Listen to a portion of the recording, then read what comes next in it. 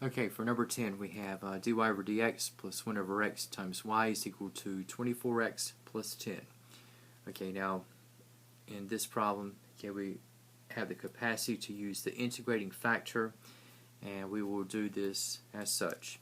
So for the integrating factor, again going back to the natural logarithm base e, we take the integral in dx of the coefficient of our linear term in y, which in this case we have 1 over x dx, and so that is going to go to e to the natural logarithm of x, which is going to go to x itself, and using the integrating factor and multiplying, here we have x dy over dx, x times 1 over x will cancel, leaving us with y, and we have is equal to 24x squared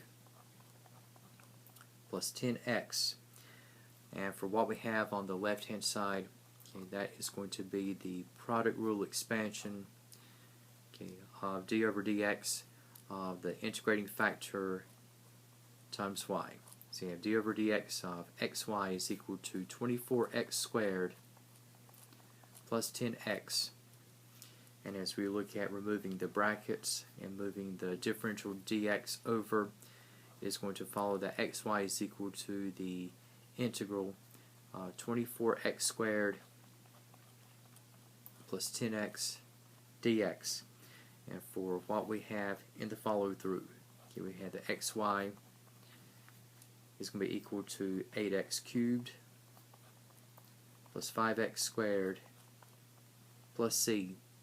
And as we express in terms of y, okay, dividing everything out by x, we can express as y is equal to 8x squared plus 5x, and you can say plus c over x, or c times x to the negative 1.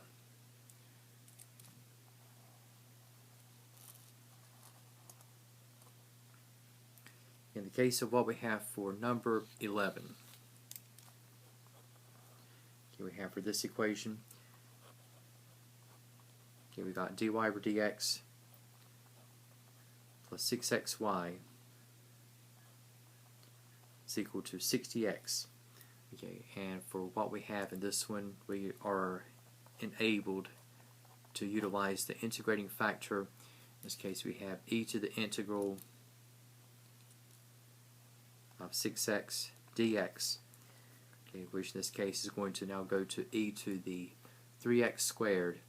And as you look at multiplying all these terms out by the integrating factor, okay, we have e to the 3x squared dy over dx plus 6x times e to the 3x squared y is equal to 60x times e to the 3x squared. And for what we have on the left hand side, again, this will be the product rule expansion of taking the derivative in x of the integrating factor times y.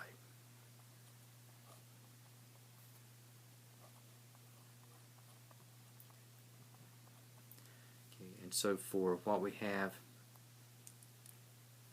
you're looking at solving for y. Okay, we take out the brackets, move the dx over. It's going to follow that e to the 3x squared y is equal to the integral of 60x times e to the 3x squared dx. And for what we're going to have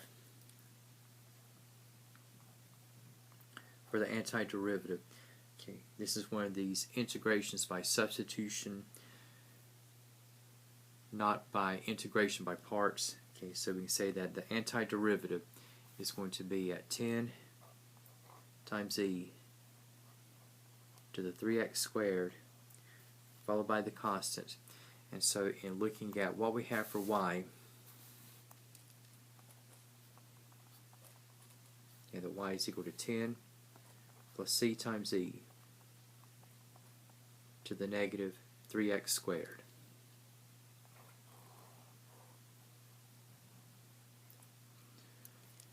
And we have, in the case of number 12, okay, we have another situation, okay, another linear differential equation of first order, and we can also use the integrating factor. So for what we have in the case of item number 12, so we have dy over dx plus 9y is equal to e to the 7x. Okay, and so with the integrating factor,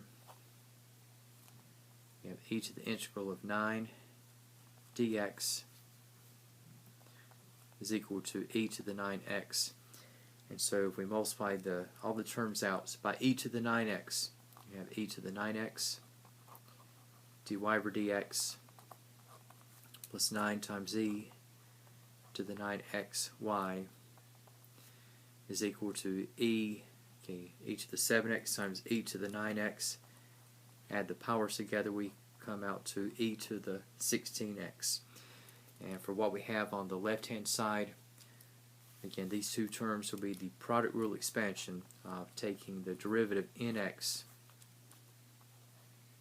again, of the integrating factor times y. And so for what we have here upon removal of the brackets, you have e to the 9xy is equal to the integral of e to the 16x dx. And so for e to the 9xy, you have this equal to what's going to be 1/16 of e to the 16x followed by the constant. And for what we're going to have in the follow through is that now isolating y, we can say that that is going to be equal to 1/16 of e to the 7x.